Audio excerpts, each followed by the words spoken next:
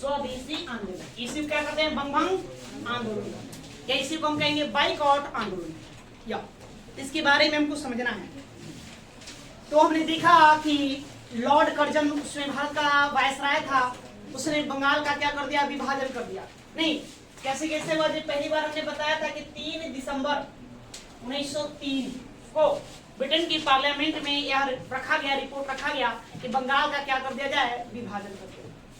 19 जुलाई 1905 जनता के सम्मुख बात को रखा गया कि हम बंगाल का क्या करना चाहते हैं? विभाजन करना चाहते हैं। और 20 जुलाई 1905 इस समय क्या हुआ कि इसको पारित कर दिया गया। बंगाल विभाजन को कब पारित कर दिया गया? 20 जुलाई 1905। नहीं, लेकिन लागू कब होगा? 16 अक्टूबर 1905 को यह लागू होगा, यह लागू कर दिया जाएगा बंगाल का विभाजन। तो बंगाल को बांटने के पीछे का मुख्य कारण क्या था? कि बंगाल में बढ़ते हुए राष्ट्रवाद को कुचलना। लेकिन अंग्रेजों ने अपना अलग तर्क दिया। उन लोगों ने क्या बताया? उन लोगों ने बताया कि बंगाल एक बहुत बड़ा प्रांत है, तो प्रशासनिक दृष्टिकोण से हम इसको बांट रहे हैं ताकि शासन प्रशासन चलाने में सुविधा हो।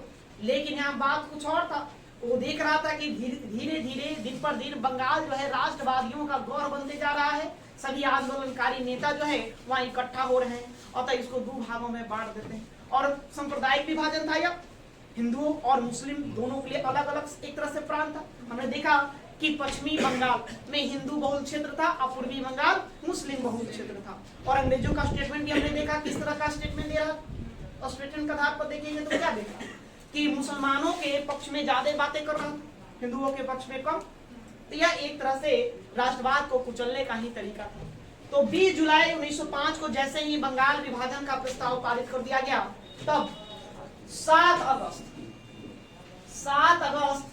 1905 को कहा बंगाल कलकत्ता के एक टाउनशिप हॉल में बहुत बड़ा जन आंदोलन जनसभा का आयोजन किया गया। उसी जनसभा आयोजन में यह तय किया गया कि हम लोगों को एक आंदोलन करना चाहिए। और ये आंदोलन अवश्य जनसभाएं करने, अंग्रेजों के सम्मुख अपनी मांग रखने से नहीं हो। हमको क्या करना होगा? तरीका बदलना होगा। अब उन तरीकों से लोग सुन नहीं रहे हैं तो क्या करेंगे? तरीका तो बदलना होगा। तो इसी 7 अगस्त 1905 से आंदोलन की क्या हो जाएगी? शुरुआत। तो क्या क्या होगा आंदोलन में वो हम देखेंगे। तो पहले आप लिखने का काम करेंगे।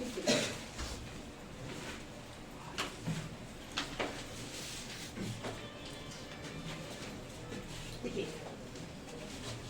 बंगाल विभाजन की द्वारा बंगाल विभाजन की द्वारा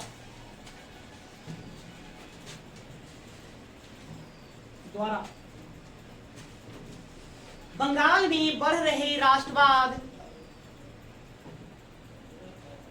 बंगाल विभाजन के द्वारा बंगाल में बढ़ रहे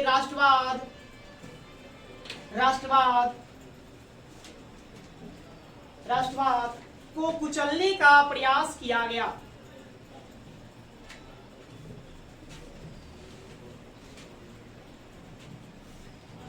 राष्ट्रवाद को कुचलने का प्रयास किया गया।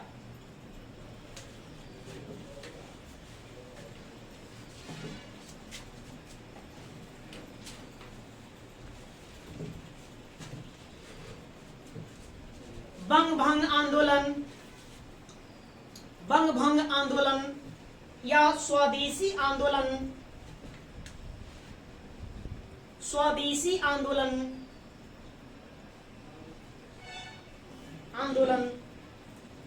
या बहिष्कार आंदोलन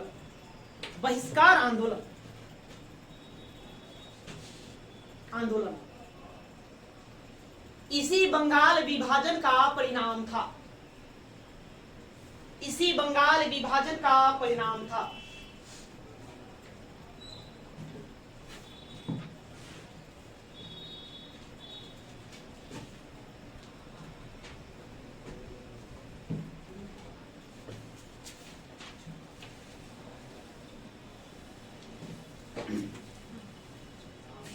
तो इस आंदोलन कितना नाम दिया गया? 3। पहला हमने नाम दिया बंग भंग आंदोलन। इसको बंग भंग आंदोलन क्यों पड़ा? कि बंगाल का विभाजन कर दिया, इसके एवज में विरोध में लोग उठ खड़े हुए, इसलिए इसको हमने कहा बंग भंग आंदोलन। हमने इसको स्वदेशी आंदोलन भी कहा। तो स्वदेशी आंदोलन क्यों कहा? कि यहाँ पर स्वदेश भारतीय वस्तुओं को अपनाने की बातें कही गई। ठीक है, इसको हमने बहिष्कार आंदोलन क्यों किया? क्योंकि इसी आंदोलन के दौरान विदेशी वस्तुओं को जलाया गया, उसका बहिष्कार किया, मतलब विदेशी वस्तुओं का प्रयोग न करने के बाद। सिंपल सी बात है, आप विदेशी वस्तुओं का त्याग करेंगे तो स्वदेशी अपनाओगे, कहीं ना कहीं तो अपनाओगे ना जी। अब कपड़े हम पहनते हैं तो मान लेते हैं हम विदेशियों के कपड़े का त्याग, जींस पहनते हैं, जींस को त्याग देंगे, त्याग दो तो क्या उसके बाद में कुछ चाहिए ना, धोती कुर्ता कुछ चाहिए। तो वैसे ही विदेशी वस्तुओं का हमने परित्याग किया, नहीं उसको जलाया जाने लगा, तो स्वदेशी वस्तुओं को अपनाया जाना होगा। तो स्वदेशी वस्तुओं पर बल दिया गया, इसीलिए इसको हम कहते हैं बंग आंदोलन, बहिष्कार आंदोलन और स्वदेशी आंदोलन कहते हैं। इसकी शुरुआत कहां से होगी? तो 7 अगस्त 1905 से होगी। तारीख आपको याद रखना, तो लिखिए 7 अगस्त 1905 को 7 अगस्त 1905 को कलकत्ता के टाउनशिप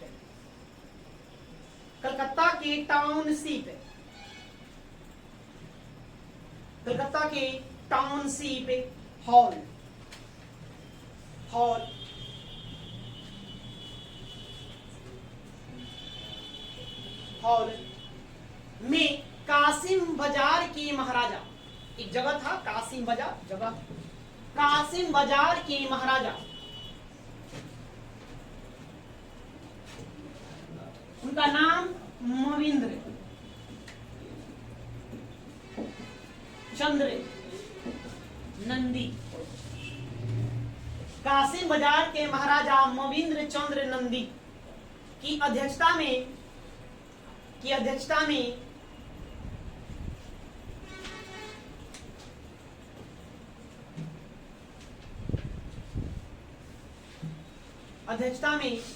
एक जनसभा का आयोजन किया गया, विशाल।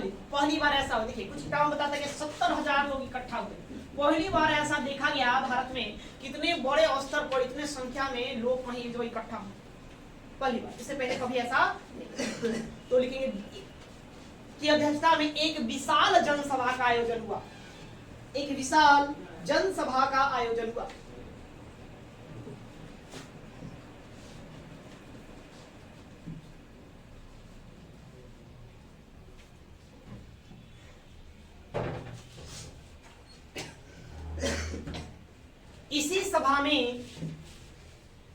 इसी सभा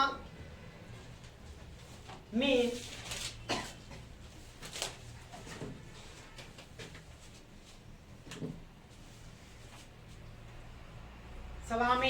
बंगाल विभाजन के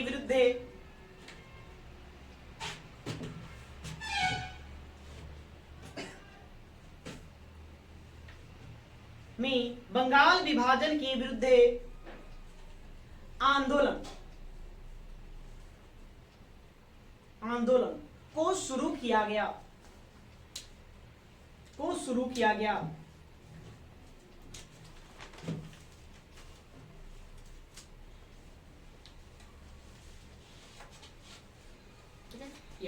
तो 7 अगस्त को ये बातें तय किया गया कि अब हम लोग क्या करेंगे, आंदोलन करेंगे।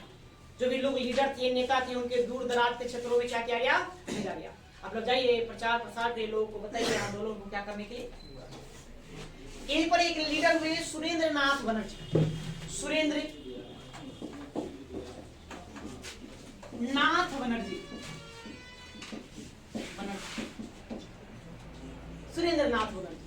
तो इन्होंने इसके विरोध में कहा एक फेडरेशन हॉल बनाने के लिए, फेडरेशन हॉल की स्थापना करेंगे, ताकि यहाँ पर हिंदू मुस्लिम एकता को भी तोड़ा जा रहा था। तो हिंदू मुस्लिम एकता में क्या हो, मधुर संबंध स्थापित हो। इन्होंने एक बात रखी, प्रस्ताव रखा। इनके प्रस्ताव पर आनंद मोहन बोस ने फेडरेशन हॉल की स्थापना की। देखिए भाषण पढ़ेंगे सुरेंद्र नाथ बनर्जी, क्योंकि ये उस समय बीमार रहे, तो बाद में भाषण कौन पढ़ेंगे, सुरेंद्र नाथ बनर्जी पढ़ेंगे। तो थोड़ा सा लिखिए। प्रमुख नेता सुरेंद्र नाथ बनर्जी ने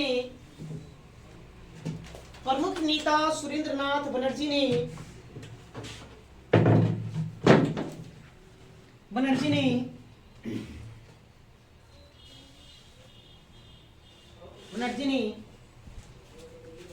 एकता स्थापित करने हेतु एकता स्थापित करने हेतु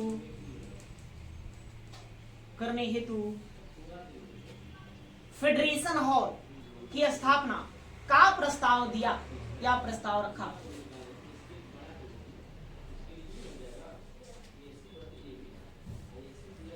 की स्थापना का प्रस्ताव दिया। दिया रखा एक ही बात है। तत्पश्चात देखो, तत्पश्चात मतलब उसके बाद, तत्पश्चात आनंद मोहन बोस ने फेडरेशन हॉल की स्थापना की। फेडरेशन हॉल की स्थापना की।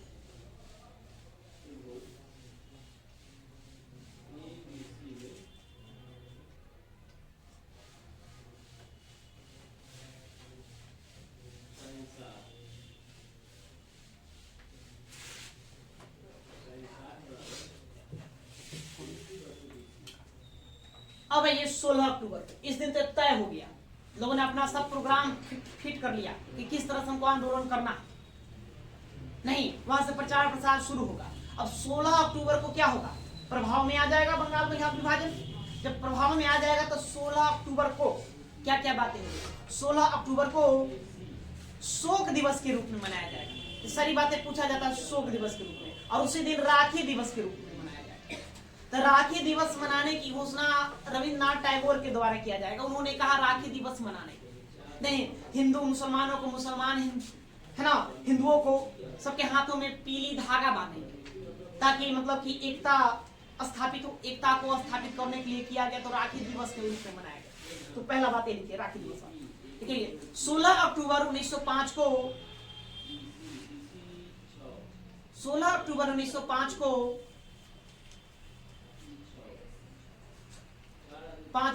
रविन्द्रनाथ टैगोर ने राखी दिवस के रूप में मनाया। राखी दिवस के रूप में मनाया।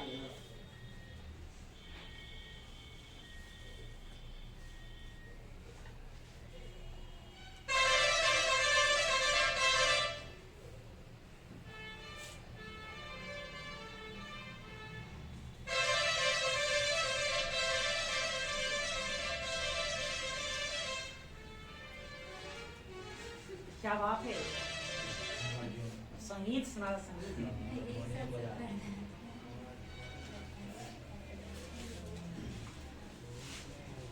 हो गया। 16 अक्टूबर लिखिए 16 अक्टूबर को ही 16 अक्टूबर को ही रामेंद्र सुंदर त्रिवेदी, एक नाम है रामेंद्र सुंदर त्रिवेदी। रामेंद्र सुंदर त्रिवेदी ने शोक दिवस के रूप में मनाने की घोषणा की।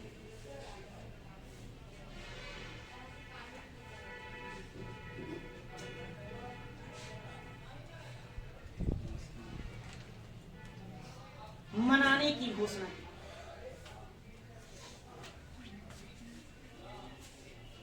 दोनों बातें कब होगी, कौन सा तारीख, 16 अक्टूबर। अब देखिए आंदोलन का स्वरूप, क्या स्वरूप रहेगा आंदोलन का, मतलब किस तरह से आंदोलन चलेगी।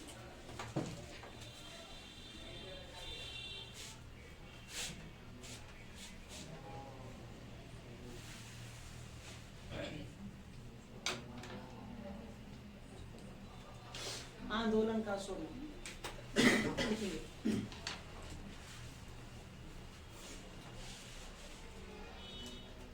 इस आंदोलन के दौरान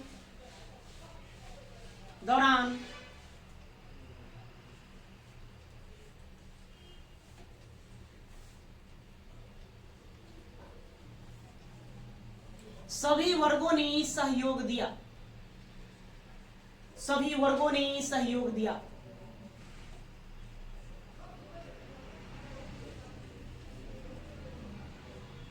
सहयोग दिया।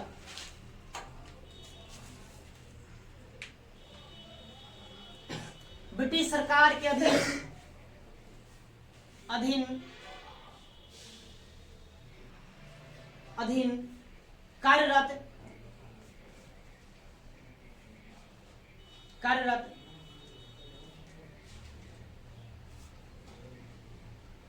सरकारी कर्मचारियों ने इस्तीफा दे दिया।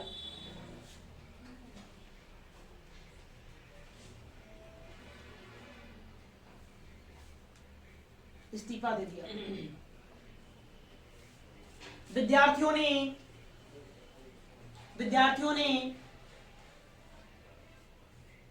विद्यालय का परित्याग कर दिया।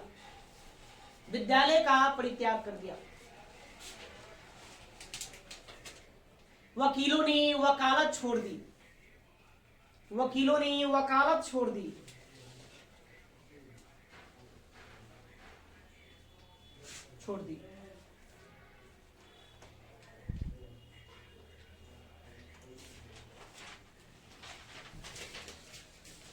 राष्ट्रवादी नेता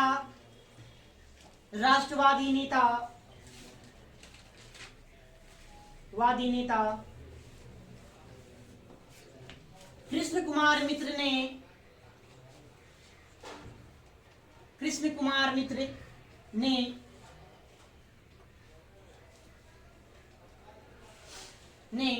विदेशी वस्तुओं का बहिष्कार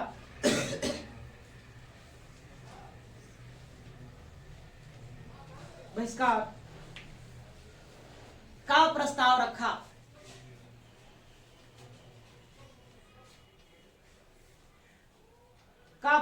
रखा। अतः लोगों ने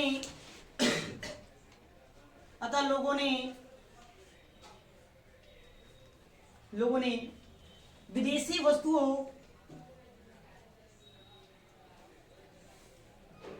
वस्तुओं की होलिका जलाई।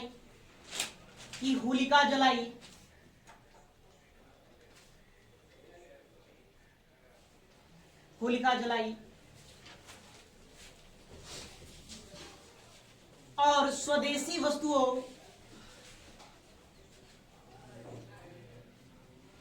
स्वदेशी वस्तुओं की ओर अग्रसर हुए।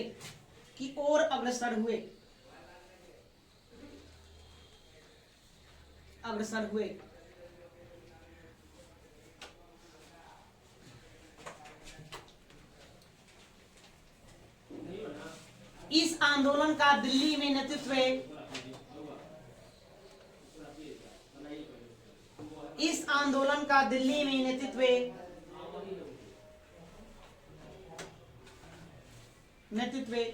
सैयद हैदर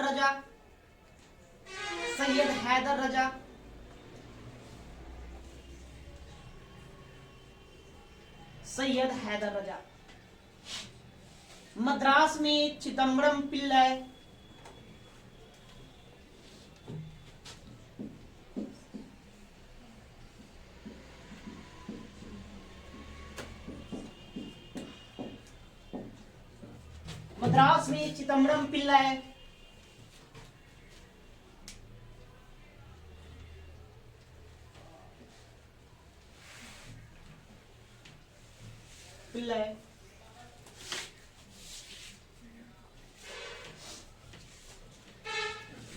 पंजाब में लाला लाजपत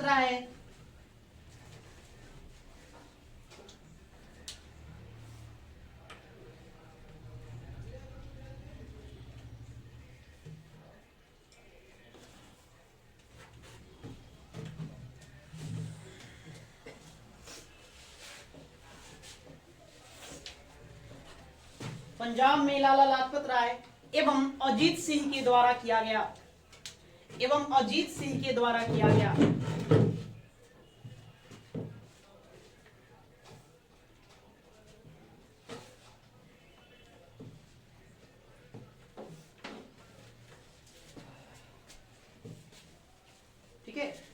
क्या किया गया इस आंदोलन के दौरान? सरकार, ब्रिटिश सरकार के अधीन काम करने वाले जो लोग थे, मतलब नौकरियां जो करते, उन्होंने नौकरियों से इस्तीफा दे दिया। विद्यार्थी जो था विद्यालय का परित्याग कर दिया, विद्यालय जाना से मना कर दिया गया। विदेशी वस्तुओं को लोगों ने जलाना शुरू कर दिया, नहीं स्वदेशी वस्तुओं को लोगों ने अपनाया। वही हम देखेंगे तो दिल्ली में इस आंदोलन का नेतृत्व सैयद हैदर रजा ने किया, जबकि मद्रास में कौन करेंगे? चिदम्बरम पिल्ले करेंगे। उत्तर प्रदेश और पंजाब के क्षेत्रों में मुख्य रूप से देखेंगे तो वहां पर लाला लाजपत राय और अजीत सिंह के द्वारा किया जाएगा। वहीं पर हम देखेंगे तो महाराष्ट्र के क्षेत्रों में सरदार बाल गंगाधर तिलक ने एक स्वदेशी प्रचारणी सभा का भी गठन किया। उस सभा के गठन के माध्यम से आंदोलन को आगे बढ़ाया। यही आगे चल के 1905-1906 में कांग्रेस ने भी अपने अधिवेशन में बात स्वीकारी कि हमें इस आंदोलन को क्या करना चाहिए? समर्थन दे देना चाहिए। उसको समर्थन भी दिया गया। लिखिए और बातें। महाराष्ट्र के क्षेत्र में, महाराष्ट्र में बाल गंगाधर तिलक के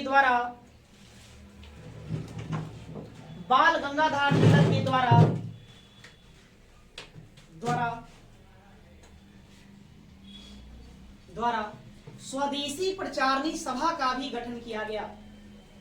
स्वदेशी प्रचारणी सभा का भी गठन किया गया।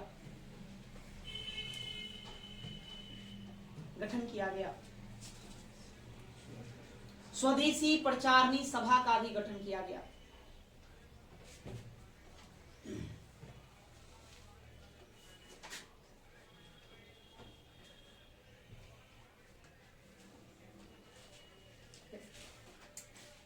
ये स्वरूप रहा आंदोलन का। हमने बताया कि एक व्यक्ति हुए राष्ट्रवादी नेता कृष्ण कुमार मित्र, उन्होंने ही क्या कहा? प्रस्ताव दिया कि विदेशी वस्तुओं को जला देना। तो विदेशी वस्तुओं को होलिका जलाया जाने लगा, या अन्य जो सामान थी विदेशी वस्तुओं सबको जलाया जाने लगा। रविन्द्रनाथ टैगोर एक ऐसे व्यक्ति हुए जिन्होंने इसका विरोध किया। उनका मानना था कि विदेशी वस्तुओं का जलाया जाना निष्ठुर बर्बादी है और कुछ है नहीं, इसलिए उन्होंने इसका विरोध किया। इस बात को थोड़ा आपको ध्यान में रखना है। ये पूछा जाता है कि किसने विरोध किया था, और उनका स्टेटमेंट भी पूछा जाता है। तो थोड़ा स्टेटमेंट उनका लिखो। विदेशी वस्तुओं को जलाया जाना, विदेशी वस्तुओं को जलाया जाना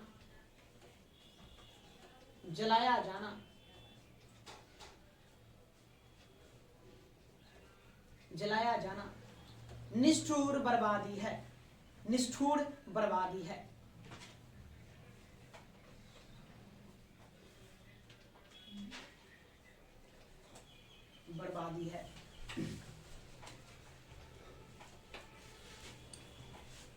ठीक है।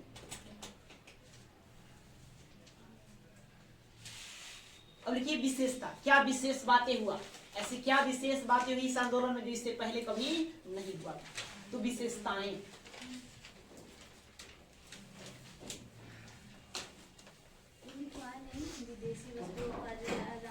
निष्ठुर बर्बादी है। डैश देख के नहीं लिखे रविन्द्रनाथ टैगोर। ओके लिख लो। डैश देख लिखिए रविन्द्रनाथ टैगोर। किनका स्टेटमेंट है? यार रविन्द्रनाथ टैगोर का स्टेटमेंट है, कथन है। आपको यही याद रखना है। इससे समझ आया ना किसने विरोध किया था विदेशी वस्तुओं को जलाया जाना? रविन्द्रनाथ टैगोर विरोध करे। शुरू में इन्होंने समर्थन किया था, लेकिन बाद में देखा ये इससे उन्होंने भी इसको क्या कर दिया? विरोध करना शुरू कर दिया इसका।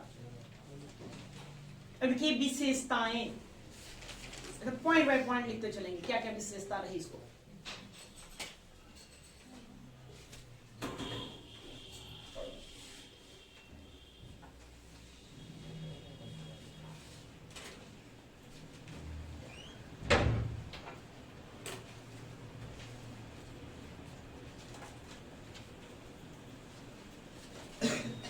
क्या देखिए भारत का प्रथम राष्ट्रीय आंदोलन, यह स्पष्ट रूप से बताया है ना। कुछ इतिहासकार माना का 1857 करा, लेकिन ज्यादातर लोग कहते हैं ये महज एक सिपाही विद्रोह नहीं, कुछ शासकों का, वर्गों का विद्रोह था, या वो राष्ट्रीय आंदोलन है। फिर कुछ इतिहासकार उसको राष्ट्रीय आंदोलन का दर्जा देते हैं, लेकिन ज्यादा इतिहासकार बंग आंदोलन को राष्ट्रीय आंदोलन का दर्जा देते हैं। इसको राष्ट्रीय आंदोलन का दर्जा दिया जा सकता है।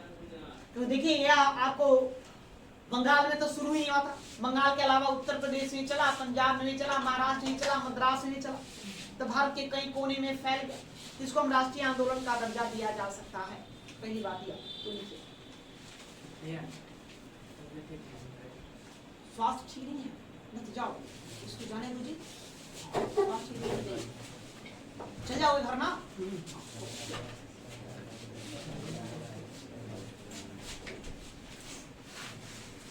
तो लिखिए पहला नंबर नहीं देना है आपको, पॉइंट बाय पॉइंट करना है। भारत का प्रथम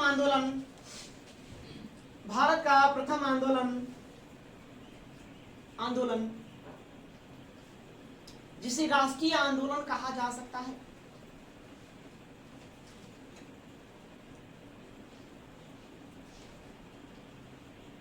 जिसे राष्ट्रीय आंदोलन कहा जा सकता है,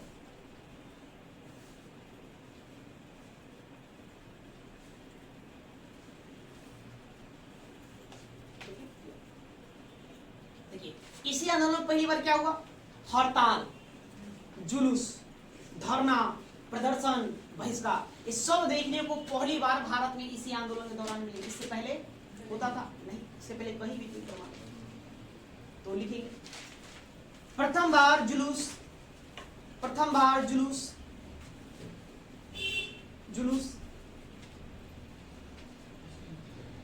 हड़ताल,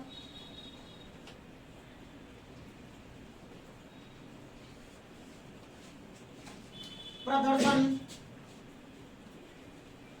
बहिष्कार इत्यादि का प्रयोग किया गया।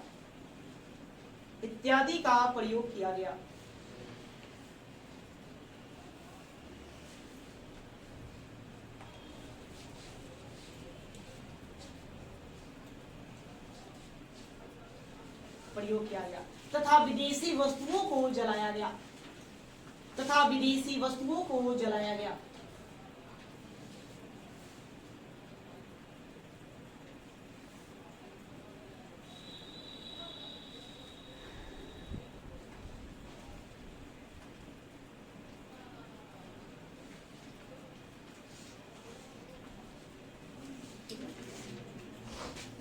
महिलाएं, पहला ऐसा मामला था कि महिलाएं क्या हुई, घर से बाहर निकली। पहली बार महिला लोग इस आंदोलन में हिस्सा लेगी, भाग लेती। इससे पहले महिलाएं किसी आंदोलन में हिस्सा। तो लिखिए प्रथम बार घर से बाहर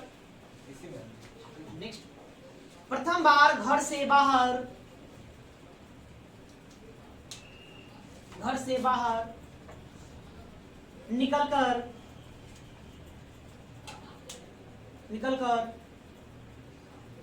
महिलाओं ने भी आंदोलन में भाग लिया।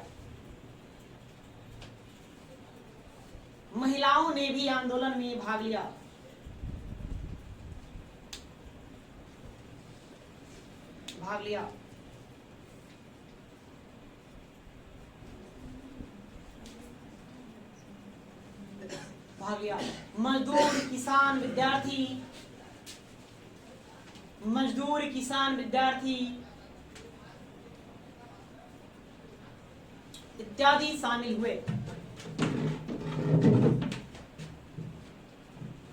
मजदूर, किसान, विद्यार्थी इत्यादि शामिल हुए।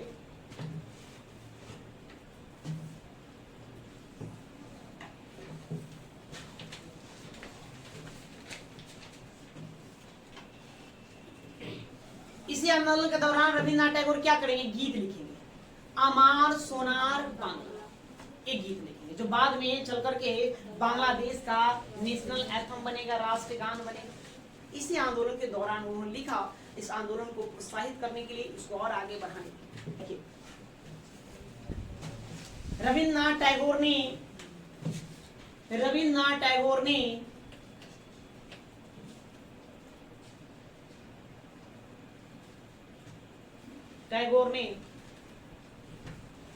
इस आंदोलन को प्रोत्साहित करने के लिए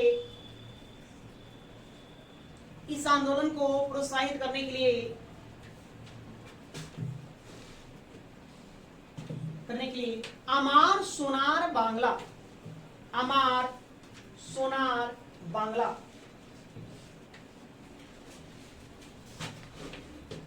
गीत लिखा। वंदे मातरम ये कहाँ है लिखा हुआ वर्णित? हाँ, आनंद मठ। आनंद मठ पुस्तक के लेखक कौन हुए?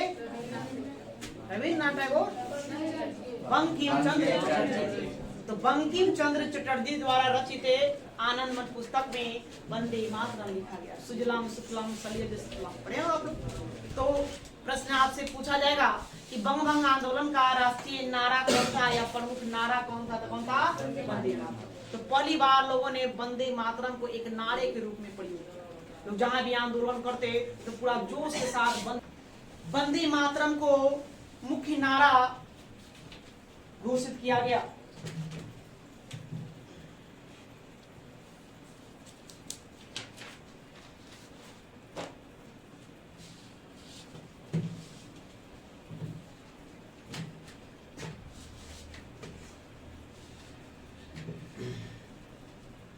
ठीक है, और क्या कर सकते हैं? ठीक है, नरमपंथी विचारधारा लोगों ने त्याग कर कैसे अपना लिया?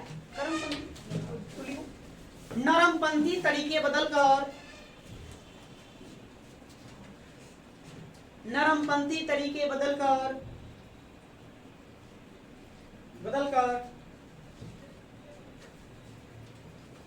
गरमपंथी तरीके तीव्र हुए। गरमपंथी तरीके तीव्र हुए।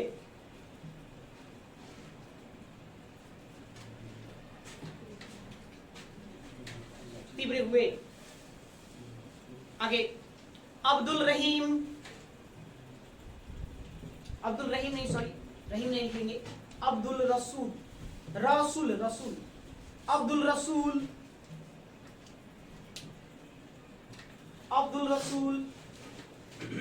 लियाकत हुसैन,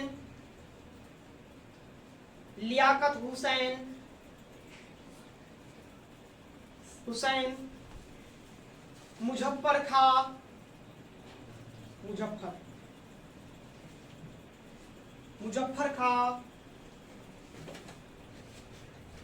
सैयद अहमद रजा,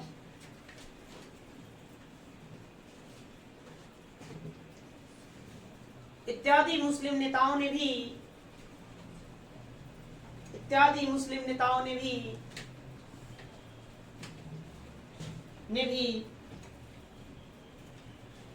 आंदोलन में भाग लिए।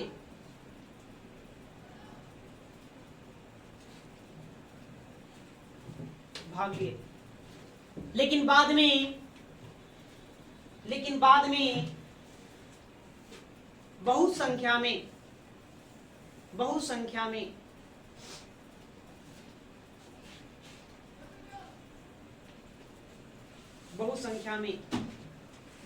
मुसलमान इस आंदोलन से अलग हो गए।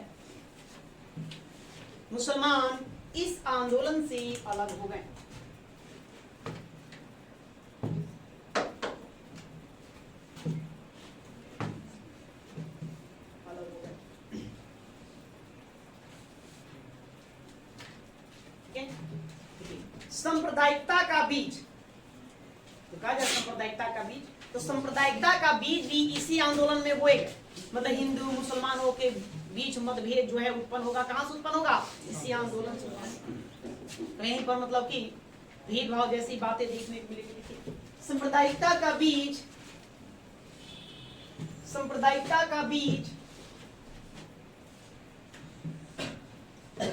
इसी आंदोलन में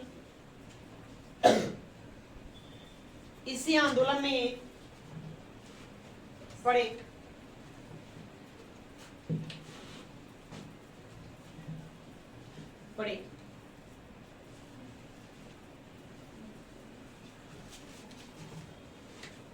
इसी आंदोलन में पड़े। आगे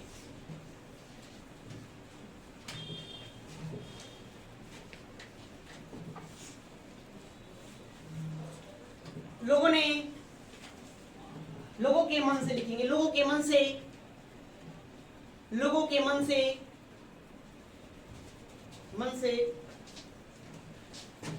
भय निकल गया।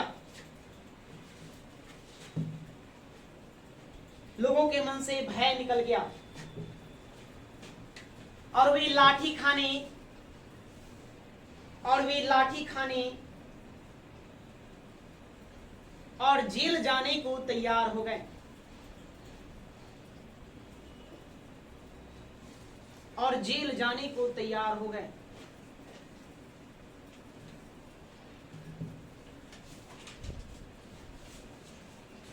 ठीक है, ये बहुत बड़ी बात है।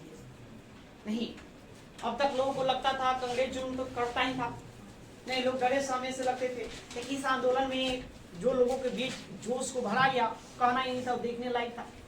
लोग बिल्कुल भय मुक्त हो गए, अब लाठी खाने के लिए तैयार थे, अंग्रेजों से जेल जाने को भी तैयार थे और जोश के साथ वंदे मातरम के नारे का भी उच्चारण करते थे। तो इस काफी चेंजिंग बदलाव यहाँ देखने को मिलता है इस आंदोलन में।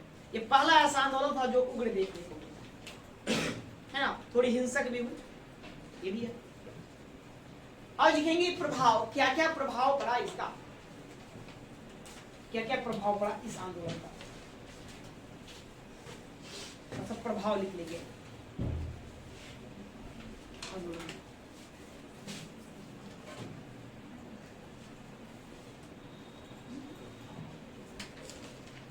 देखिए इसका प्रभाव बहुत जगह पड़ा, कला पर प्रभाव पड़ा, साहित्य पर प्रभाव पड़ा, विज्ञान पर प्रभाव पड़ा, उद्योग धंधों पर भी प्रभाव पड़ा, सब जगह इसका प्रभाव देखने को मिलेगा। जो सरकारी नौकरियां छोड़ देगा वो क्या करेगा, उसको रोजगार देखनी चाहिए, फिर कहीं ना कहीं आपको रोजगार देखना होगा। जो बच्चे विद्यालय का त्याग कर दिए तो वो फिर कहीं ना कहीं पढ़ेंगे नहीं, ये सब चाहिए ही चाहिए। ऐसा नहीं खाली आंदोलन के झंडा उठा लेने से काम हो जाएगा, नहीं, ये सभी चाहिए। इन सभी क्षेत्रों पर प्रभाव डाला, इन सबसे निजात पाने के लिए उपाय भी ढूंढा।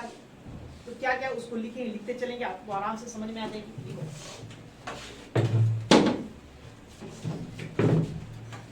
अच्छा, एक चीज छूट रहा है, कार्लाइन सर्कुलर, इसके बारे में थोड़ा जानेंगे।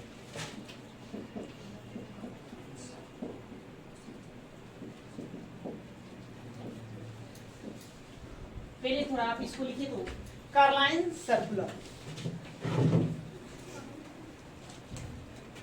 प्रभाव को हटा दो भाई, प्रभाव का तत्कालीन प्रभाव से हटा दो। कार्लाइन सर्कुलर, इसको भी थोड़ा देख लेते हैं।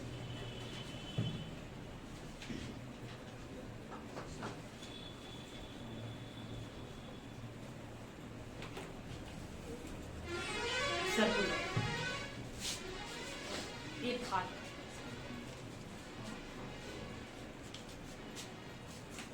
एक नोटिस था, यह बंगाल विभाजन का प्रस्ताव पारित होगा 20 जुलाई, अब प्रभाव में आएगा 16 अक्टूबर। जब 16 अक्टूबर को प्रभाव में आया और 7 अगस्त से आंदोलन चल रहे थे, बहुत सारे विद्यालय से प्रधानाचार्य, प्राचार्य लोग जो शिक्षक थे वो विद्यालय का त्याग कर दिए, आंदोलन में प्रवेश करके। विद्यार्थी लोग भी स्कूल को छोड़ दिया, आंदोलन में प्रवेश कर गया। कई सारे लोग है ना, सरकारी कार्यालयों से त्याग पत्र दे दिया, आंदोलन में प्रवेश किया। नौकरी देता तो ये आंदोलन में भाग लेने जाता। तो देखिए 22 अक्टूबर 1905 को बंगाल का एक मुख्य सचिव थे R.W. कार्लाइन, उनका नाम क्या था, R.W. कार्लाइन नाम था। उन्होंने एक सर्कुलर जारी किया, मतलब नोटिस जारी किया, और नोटिस से अब विद्यालय के पास भेजे, जितने भी मतलब कि डिस्ट्रिक्ट कलेक्टर थे, जिलाधिकारी थे, उन सभी जिलाधिकारियों के पास भेजे। और उसमें लिखा गया कि जो भी प्रचार या विद्यार्थी इस आंदोलन में भाग लेंगे उनको सरकार के द्वारा मिलने वाली जो सुविधाएं हैं वो बंद कर दिया। अर्थात राष्ट्रवादियों को इस आंदोलन में भाग लेने के लिए रोका जा रहा था। इसका और क्या मतलब निकाला, वो उपाय ढूंढ रहे हो, नहीं, जो ऐसे आम जनमानस उस आंदोलन में भाग नहीं रहा है, लेकिन जो की सरकार के साथ जुड़ा हुआ वो भी आंदोलन में भाग ले रहा है, तो उसको कैसे रोका जाए। तो उसको रोकने के लिए बंगाल के मुख्य जो सचिव था, चीफ सेक्रेटरी था, उसके द्वारा एक नोटिस जारी किया गया। उसी नोटिस में कहा गया कि आप यदि आंदोलन में भाग लेंगे तो सरकार के द्वारा जो भी आपको सहायता प्रदान की जा रही है उसको हम रोक दिया जाए, ठीक है ना। और यह जारी करने वाले जो व्यक्ति थे उनका नाम था R.W. कार्लाइन, इसलिए इसको कार्लाइन सर्कुलर कहा, कार्लाइन नोटिस सूचना कहा। एक ही लिखना, लिखिए, देखेंगे 22 अक्टूबर 1905 22 अक्टूबर 1905 ईस्वी को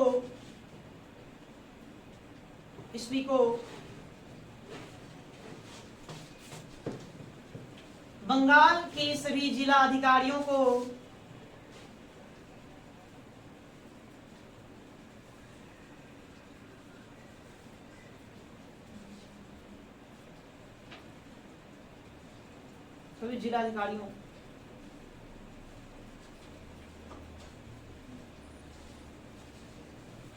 को अधिकार दिया गया कि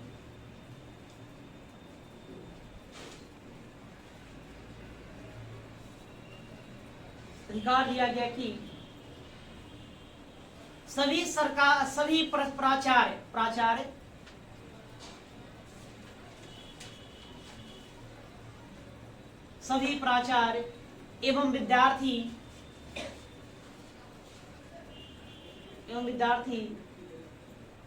या अन्य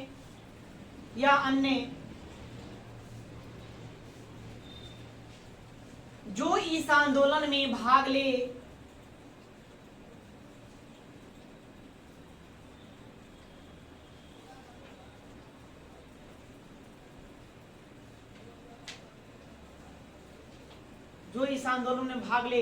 उन्हें सरकार द्वारा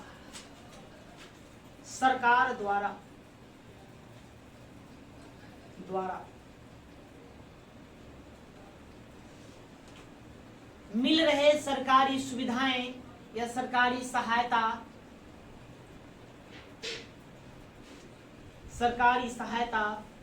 बंद कर दी जाए।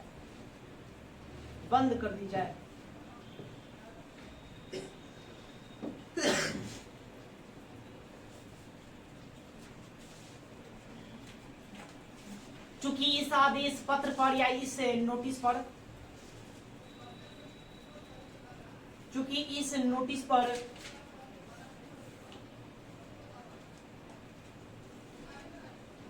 बंगाल के तत्कालीन मुख्य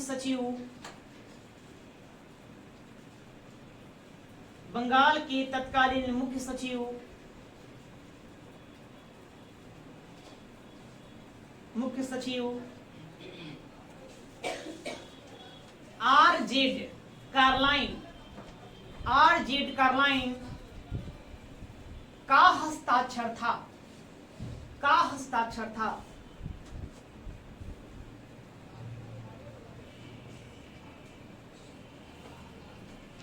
अतः इसे